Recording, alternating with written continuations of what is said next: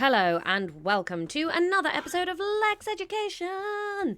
It's the comedy science podcast where comedian me, Laura Lexx, tries to learn science from her nerdy normal younger brother, Ron, on their mother's birthday. Happy birthday, Agony Mum. Happy birthday, Agony Mum. We never really came up with a nickname for Mum, did we? Not that we could broadcast, no. Yeah, it's Mum's birthday. We gave her a photo frame with an electronic photo frame. Did you just whiz over to your microphone? Yeah, my microphone's over here. Why on earth weren't you sat at the microphone for the recording then? Well, because my other... Look, so here's the thing. Absolutely, Ron. The primary focus needs to be your mouth near the microphone. Stop facing away from your microphone. I'm looking at you. Well, that is irrelevant to the listeners who would prefer audio clarity over eye contact that they... Right, play the elevator music while I rearrange the desk. Okay.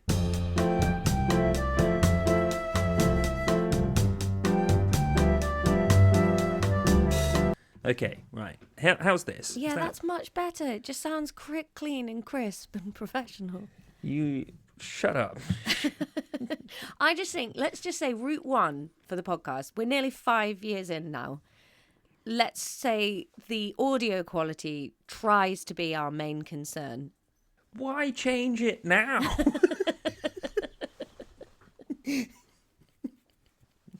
Yeah, all right, fair.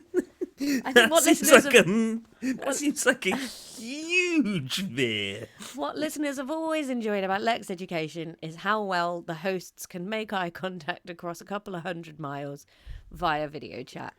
I think what the masses love is how attainable Lexx Education is. You know, I've been listening to a bit of The Rest Is Science recently, and I could never make content that good, and it makes me feel bad. Whereas people listen to this, and they're like, it's like when someone fails on Bake Off, you know, and you're like, I could do that well. Fail too. Yeah.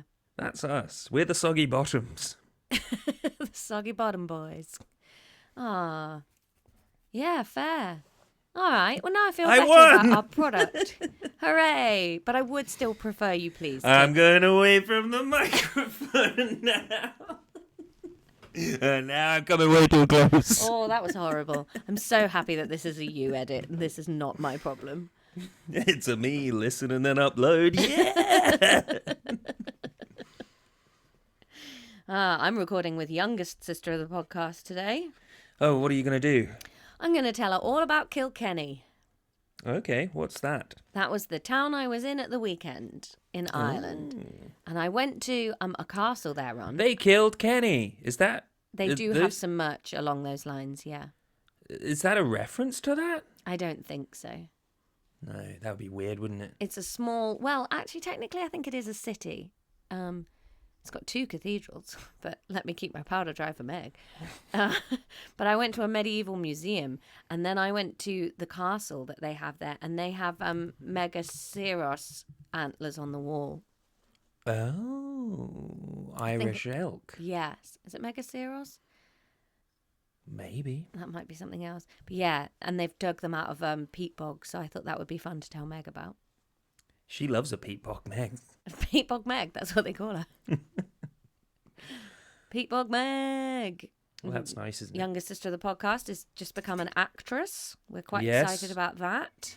She's been cast in a play. Yep. And I'll say one thing for the production company that she's doing this play with.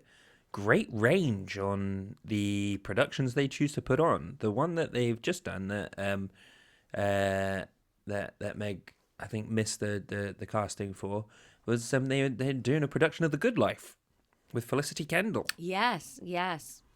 And now they're doing a true crime thing. Yeah.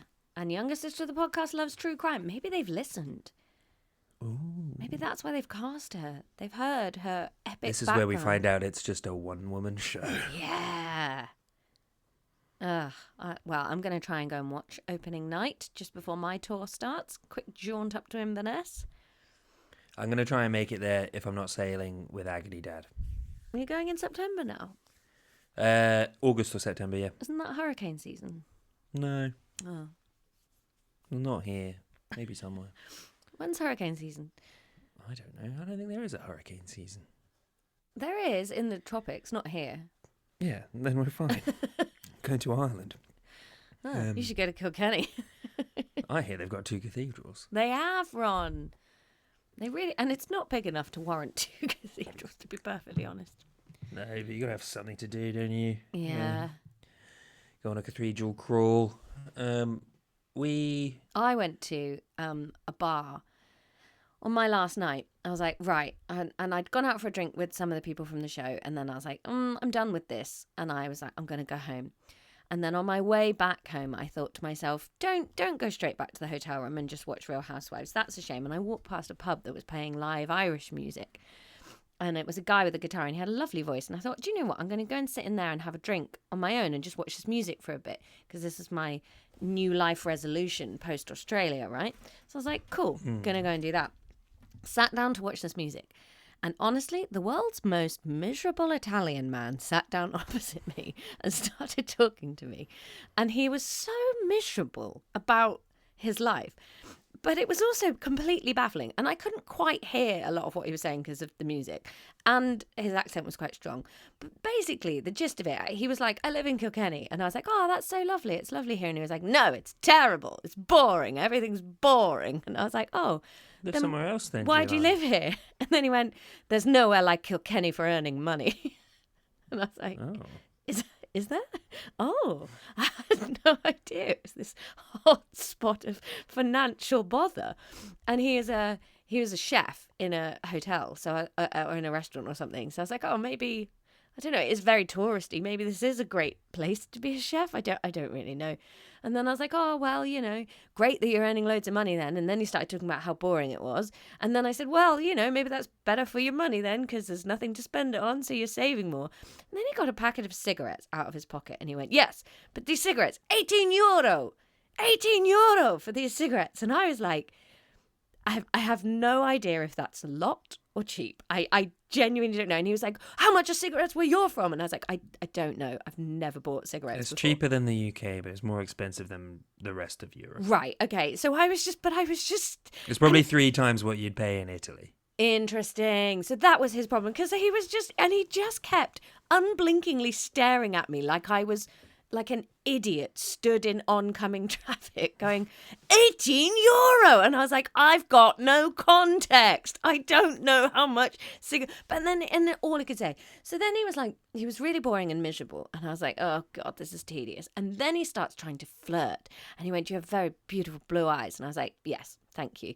And he was like, oh, where are you from? And I was like, England.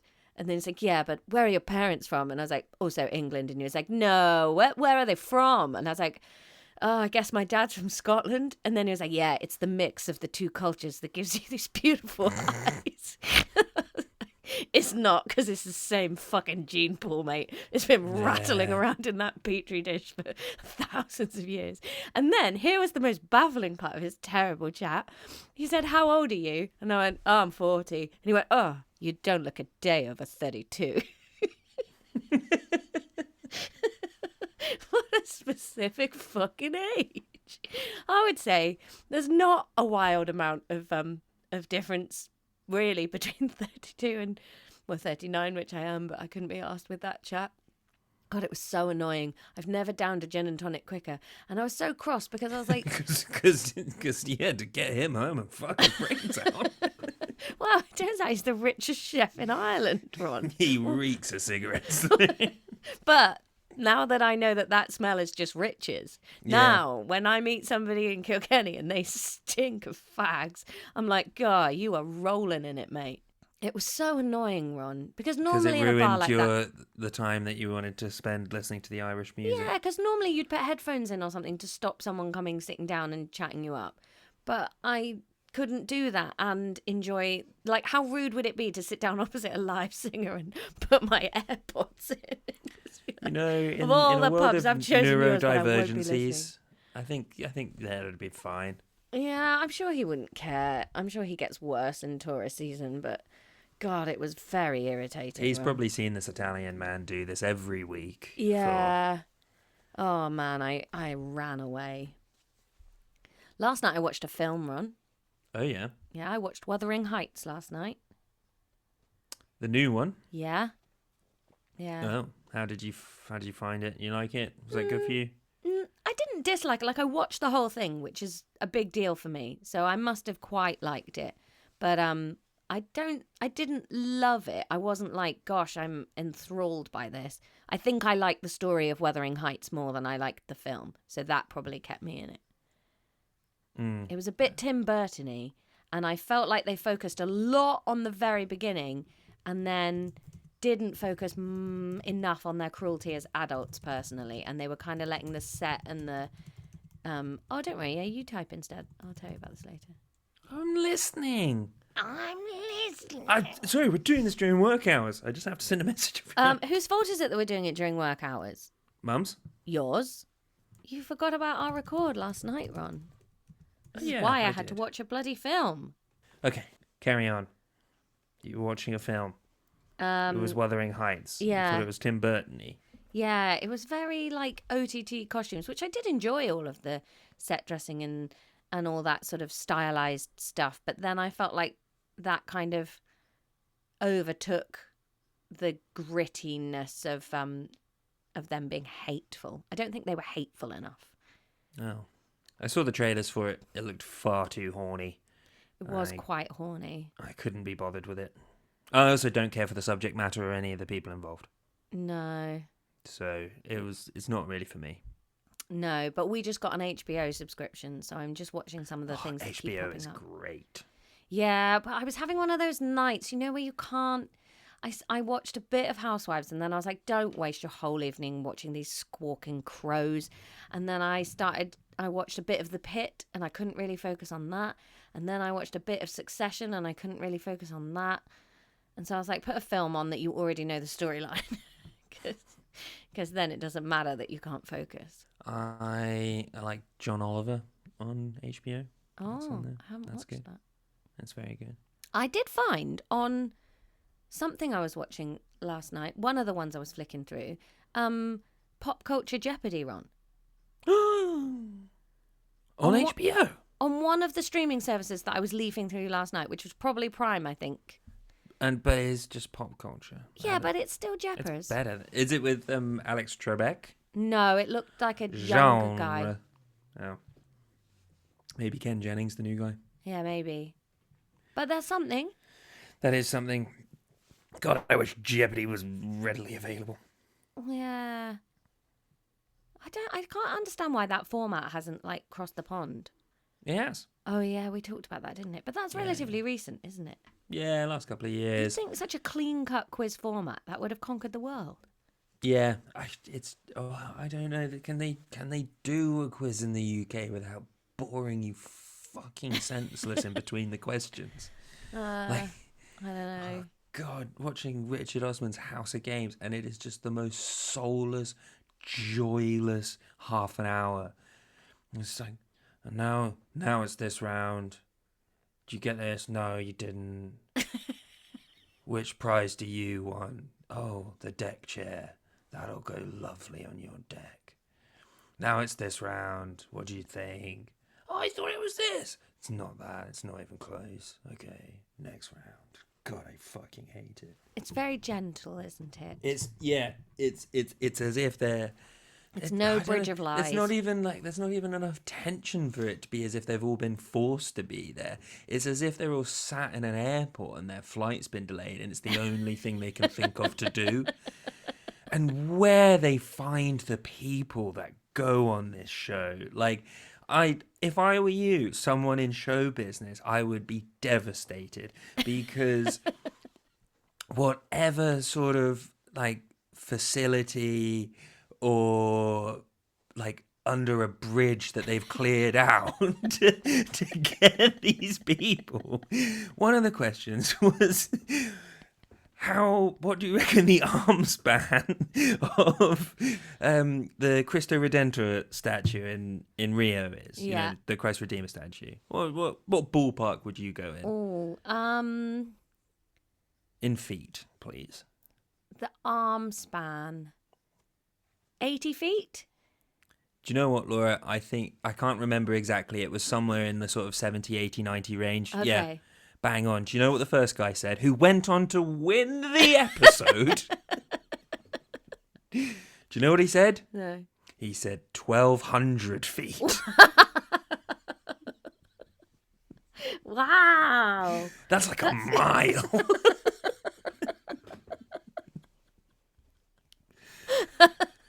Massive. Yeah, that'd be terrifying. What if there was an earthquake and flattened off the fucking city? Feat of engineering.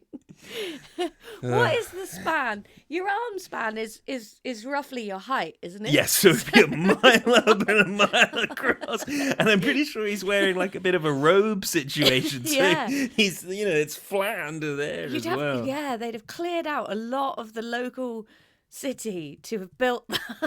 Yeah. Yeah. And isn't it all made out of little triangles, the Christ Redeemer statue? Like the Oh, it does have a weird texture, doesn't it? I think it's all made out of triangular pieces. I mean, it's already quite an incredible statue, but if it was a mile, aeroplanes would have to be diverted round. Yeah. He'd have to have a blinking light question on the in the top same of round. his head to stop things hitting him. Another question in the same round. Yeah. Palace of Westminster, Yeah. lovely old building. When do you think that, when they started construction on that? Or quite early, I reckon. Maybe 12 or 1300s. Let's say the 1200s. One of the people, different one, didn't go on to win the episode. 1932. What? Yeah. What? I've never heard of Guy Fawkes. Yeah, it was crazy. That's yeah. mad. When was the Palace of Westminster? It was late.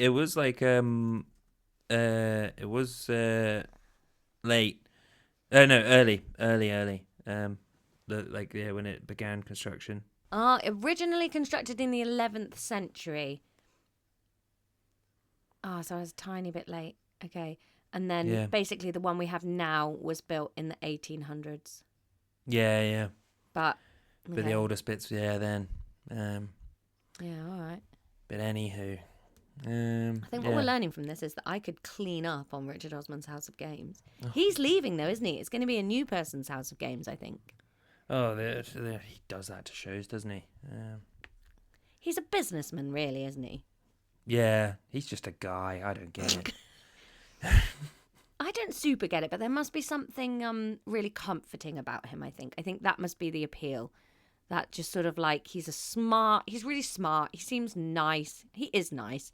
And, just gentle. And it's not like shouting in your face, which I think is what a lot of people want out of TV. Yeah.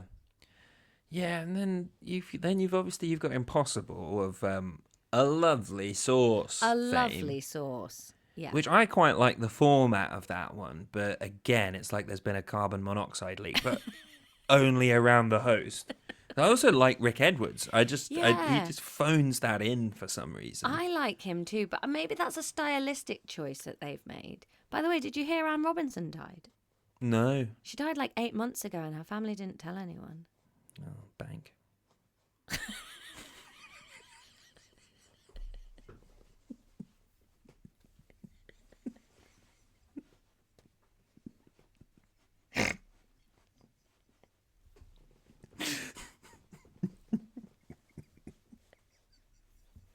Ron, that might be the funniest thing you've ever said.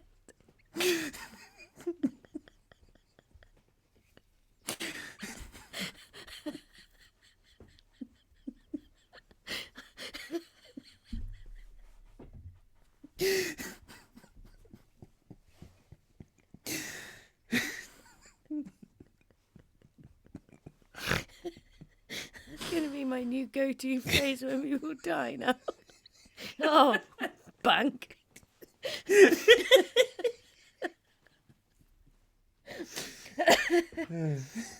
Oh dear. Oh, Ronald. Oh, bank.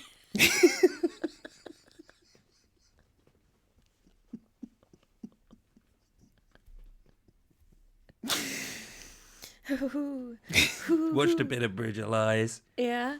The quality of the contestants has gone up quite a lot. Yeah.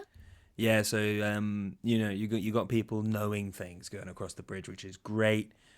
This sort of the steamy atmosphere between Ross Kemp and the bridge. Yeah, that's still there. It's great. That show is flawless. They haven't changed a thing. The winning formula, but people get the game now because they've seen other people do it. So. I guess the first series of any game show. Yeah, how do you know? You have just got like the sort of people that just want to do a thing, you know?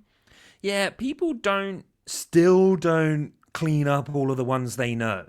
Right. Like, yeah, they'll go through and they're like, I'm pretty sure about that one, I'm pretty sure about that one, but this one takes me forward, so I'll go on that one. Fine. But then before you make the final leap, go and mop them up, you know? Yeah, I guess maybe you're worried about time, you know?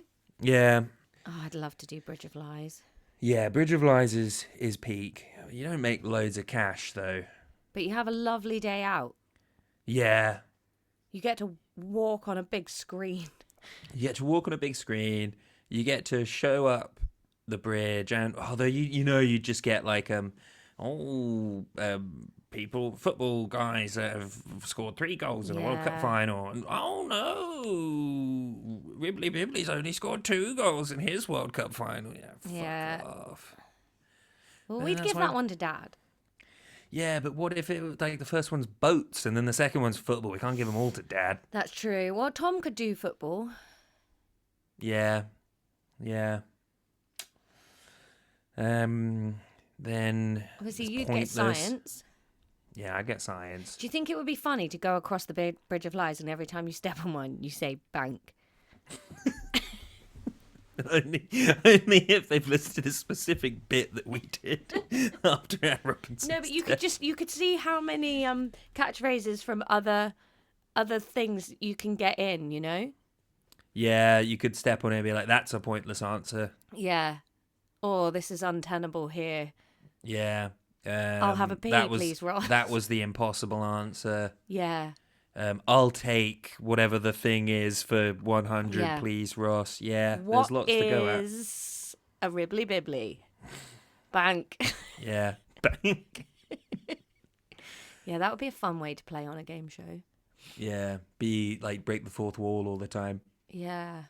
I do think it'd be quite funny if you're on a game show, you just kept like doing Jim Halpert stares down the camera. Yeah. But anyway, should we do some science? Yeah, we probably should, Ron. We've got to do the structures of these proteins. Yes, because you stopped us halfway through a thought. Very cleverly. Very cleverly. Okay. So run us through primary structure very quickly, and then where we got to in secondary structure. Okay, so primary structure, Ron, is the order that the amino acids go in. And then the secondary structure is the repeated shapes. So like the folding but small folding. This is small picture folding. Tertiary structure is big picture folding. Yes. So rolling back to secondary structure very quickly. Like you say, it's these repeated shapes. Why do these repeated shapes keep coming up? What are the things holding those repeated shapes together? Hydrogen bonds, Ron, because of the far right atoms like hydrogen and oxygen that are greedy.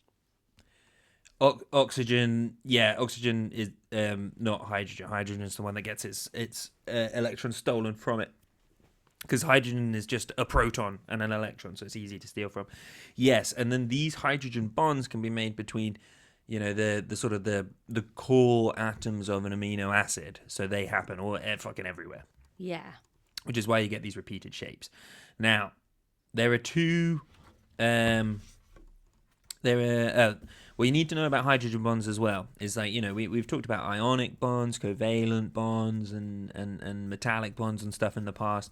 Those are your core bonds. Hydrogen bonds are relatively weak. Your intermolecular forces, like your hydrogen bonds, your van der Waals, these sort of things, they're relatively weak. Right. So they can be broken by high temperatures or pH changes, which is why every protein has its best levels for these things. Yeah. There are two shapes that we see in the secondary structure. We have your alpha helix and your beta pleated sheet. I feel like we're in the manosphere here. Beta pleated sheet. That's great or fun, isn't beta it? sheet as well is something that people will say. Beta sheet. I once worked as a cleaner in the halls of residence at my university for a couple of summers, and once a towel fell out of a cupboard that was one of the most beaten sheets I've ever seen in my life. It was crispy, Ugh. and it was super disgusting. That is horrible. Yeah. That's Ooh, Ron sent me some WhatsApp web pictures of spaghetti wires. They're in blue and yellow, and then they've got little beads in the middle, but there's thicknesses to the tortellini. So this is a representation of a protein structure, okay? It doesn't look very structured. It looks a mess. But it is highly structured. Its shape is everything. This is X-ray crystallography, which maybe we'll cover at some point. I won't talk you through how it works now. But Laura, in this image, you can see the beta sheets and the alpha helices. They're the flat bits. So the beta sheets are the wiggles, the ribbons. And you can see there are arrows on them in the direction of the sort of the direction of the polypeptide chain. Yeah.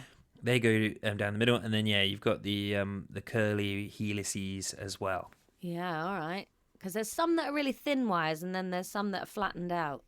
Yeah, so they're actually obviously all the same thickness. They're all just a thin chain of amino acids. They're just displayed like this so that you can really easily identify where the alpha helices are and the beta sheets. This is just a visualization. Okay. Okay? But as you can see, in this one protein alone, we've got like a dozen alpha helices and a big long beta sheet that goes all the way through the middle. So these structures come up over and over and over and over again, is the point that we're making here. Right, okay. I don't have to remember what that looks like, though. Like, then nobody's going to show me that and ask me to recognise it. Yeah, you shouldn't. It's a spiral, which is a helix. Remember that. Yeah. This is this bit's flat like a sheet. Remember that. Okay. There we go. You should be able to look at that and go, that's an alpha helices, that's a beta sheet. And the helix is the whirly one. Yes. And like a DNA double helix. But why is it called a pleated sheet? There's no pleats in those. They're straight. Because they can fold. Oh, okay. Yeah. So, and commit this to memory, because those are the only two. I'm not about to be like, and here's the gamma flammies and the omega O's and stuff. No, it's just those two. So you can remember I that. thought we were watching Monsters University for a second then. I don't know that one. What? Have you never seen that one? Row back to BBC programming, and I'll pop off. Oh, Monsters University's great. So alpha helix, Laura, you need to jot down the hydrogen bond forms between every fourth peptide bond. Hydrogen bond? So it's very regular. It's every fourth peptide bond. All right. I like a rule. Okay. A beta pleated sheet, forms when the protein folds so that two parts of the polypeptide chain are parallel to each other, which, is basically what you're looking at there, isn't it? And then just you get the hydrogen bonds between the layers. Right. That's harder to remember, isn't it? Oh, I hate this notebook. Fuck you, notebook. Yeah. Notebook. Yeah.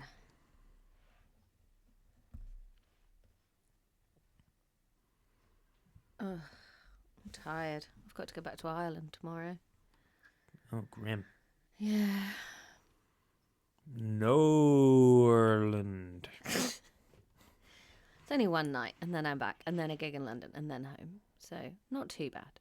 Yeah, it could be worse. And then you're But on I do have to fly then from you're on your hollybobs. Stansted, and Stansted is so far away. Tertiary structure, Laura. We're on to tertiary structure. Tertiary structure. See, isn't this going in better because of our little break of a week? Yeah, I think just look inward about the fact that you needed a break. No, I'm fine with needing a break. Yeah, I just don't know if the fans are. Well, then they're not fans. Breaks are a huge component in the show. Tertiary structure, Laura. This is the big picture folding that we've discussed. All right. So let's go back to our X-ray crystallography. Yeah, never left it, to be honest. Yeah, so you can see there we have a long string, that's your primary structure. We have the alpha helices and the beta sheets. That's your secondary structure, and then it all looks like you've kind of gone and screwed it up in your hand. That's your tertiary structure. Tertiary structure is where you get, is essentially what defines the overall shape of the protein. The one of the big difference, like a fundamental difference between the tertiary structure and the secondary structure, is that the bonds in tertiary structure form between the different R groups of the amino acids. Okay? Okay. This is why these folds are unique to the amino acid combination and therefore the DNA combination. Whoa. Birds on the roof. A real scuttly pigeon just had some scuttles.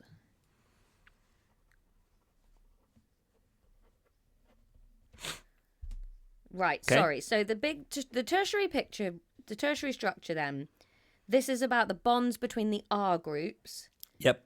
And so that's what makes it unique to each amino acid, because the R groups that they have are unique in the amino acids. Yeah, unique. Well, unique to the combination. Yeah. Because if you if you change the amino acids, like an alpha helices, it happens, and a beta sheet. These happen like between peptide bonds, which is in between every single amino acid. Whereas these ones, the R groups, if you change the it's not combination. What do I mean? Sequence. If you change the sequence of amino acids, then you change what bonds can form between those R groups. Yeah. So some R groups, Laura, will form hydrogen bonds as well, but only certain ones that have polar bonds in them, same as the polar bonds that you find in the peptide group. The other things that you can have is some R groups are basically little oily floppers that come off of the amino acid. Those ones are going to form hydrophobic interactions together. They're all going to bunch together like a drop of oil in water. So that's a way that they can bond together.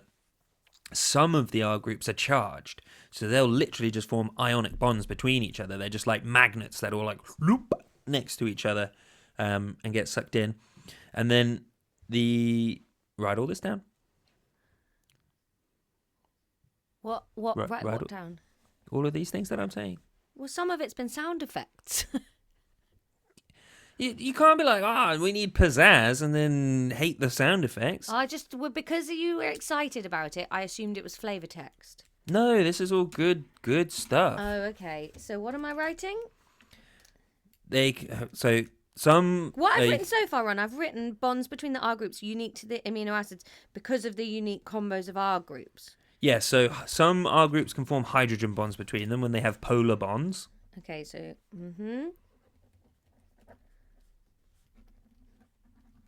That's when I stopped paying attention. Polar bonds made me think of polar bears and polar bonbons, and then I was sort of picturing like a polar bear James Bond with bonbons. That's where I came a little bit unstuck. You shouldn't admit things like that to people.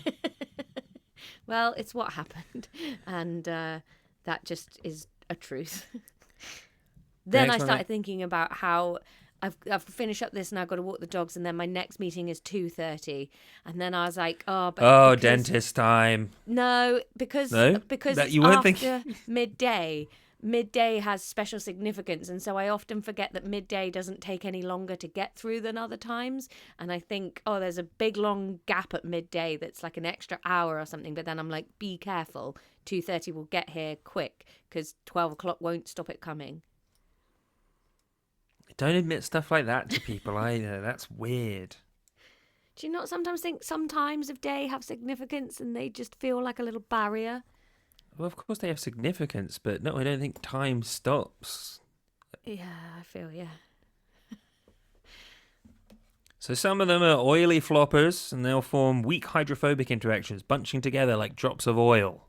Right, and water. oily floppers, I can't use that. Non-polar R groups. Okay, non-polar. You flip-flop wildly on how you want me to be. I need both pieces of information. Oily floppers is great for remembering, but otherwise we're going to get into an exam and you're going to say non-polar R groups and I'm going to say, I don't know what you're talking about. And you're like, we covered this. But I won't know that means oily floppers. Yeah, but also, it's also not my fault that you weren't listening the first time. No, it's not. What did you say? Weak hydrophobic interactions? Yes. Okay. And you just have to remember, it's like how oil will bead up in water. They find each other and they group together. They hunch. Another one, some R groups are charged like magnets, so they will form ionic bonds. We know what an ionic bond is. Yes. And then the last one is the only one that is specific to one amino acid. Yeah. But there is an amino acid called cysteine. Ooh. It has a very nice ceiling. Nice. Cysteine amino acids can form a covalent bond between their R groups. It's called a disulfide bond because in the R group of cysteine there is a sulfur atom. Disulfide. Obviously, if you've got cysteine disulfide bonds in there, that's going to be a very sturdy protein because covalent bonds are the strongest bonds. Do that again without burping. The strongest bonds. Do that again without coughing at the end of it. What's wrong with you? You're rotten. The cough was on purpose as a joke. Ah. We loved it. Next time Laura. you see Child of the podcast, she's very interested at the moment in how people come from eggs and from that she's a skeleton inside her body. It's really fun. It is freaky that we all have skeletons inside us. We're so close to skeletons all the time. All the time. Like right now, this is a skeleton talking into a microphone. Like, boop, boop, boop. To be fair, it is weird all the different stuff that's in us. Like sometimes you just have like 500 grams of poop in you. Yeah. Just right there. She and we were talking about skeletons today because of going to the Natural History Museum and stuff. And she's really obsessed with people being dead at the moment. So we were talking about skeletons and stuff. But then I was thinking about a skeleton and how none of your skeleton is attached to each other. It's attached by like ligaments and muscles and stuff like that. But the bones aren't joined together, you know? What do you mean? Like they're not interlocking with hinges or anything, you know? They're joined, they're fused by the rest of your body, but it's not like they're like... Yeah, but they are joined by like the ligaments and stuff. Yeah, I know, but not by bone. You know what I mean? So when you're a skeleton, all the bones fall apart from each other because they're not bone joined together. But the strength of the ligaments and muscles and stuff... Well, this is why skeletons are always like level 1 baddies in your RPGs, because you can basically blow them over. Yeah, they just fall apart. Okay, Laura, we're going to finish off protein structure. Quaternary structure is very, very simple. What structure? Quaternary. Quaternary, that's a good word. Quaternary. It's a nice word, isn't it? Yeah. All right. I'm so glad that we didn't do this last time. You're smashing it, Laura. You're doing it. You're doing it, Peter. You're doing it. It is you, Peter. Bangarang. Yeah. I wish I'd watched that instead of Wuthering. No, I don't. I did enjoy Wuthering Heights, and I had a good cry. That's Ah! nice. Bitch! Beak!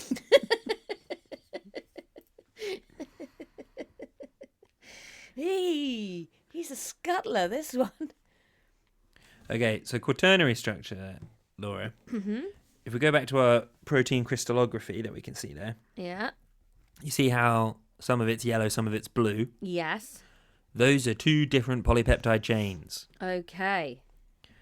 They, some proteins have multiple, and that is the quaternary structure. Those are called subunits, those Okay, different so bits. subunits of polypeptide. What was it called? Peptide. Peptide. Subunits of polypeptide chains. That's your quaternary. Exactly. Well, so each polypeptide chain is a subunit of the protein. Okay. The really famous example is hemoglobin. Hemoglobin is made out of 4 subunits. Each one of them can hold an oxygen molecule. Right. And then it gets carted around your body, keeping you alive. Exactly. Well done, us. And we'll leave it there. And then we're done with proteins. Done with protein structure for sure. Well done, listeners. We did it. We did it. I think we might be soon breaking new ground in A-level, getting to where we got to before. Oh. God, we're good. I don't think Ron. we did nucleic acids last time. Who can remember, tell, or care? Not us. Not us. Oh, Ron, what a smashing morning. And then this is a little tiny break in records for us now because I'm going on holiday next week. Yes. But you're going to try and do an episode for the Patreon so we can keep caught up. Am I? Aren't you? I thought you were doing that. Well, I'm doing Meg. one with Meg, and then if you could do the other one that we owe, our Okay. historical debt, and then when we get back, we are no longer in historical debt.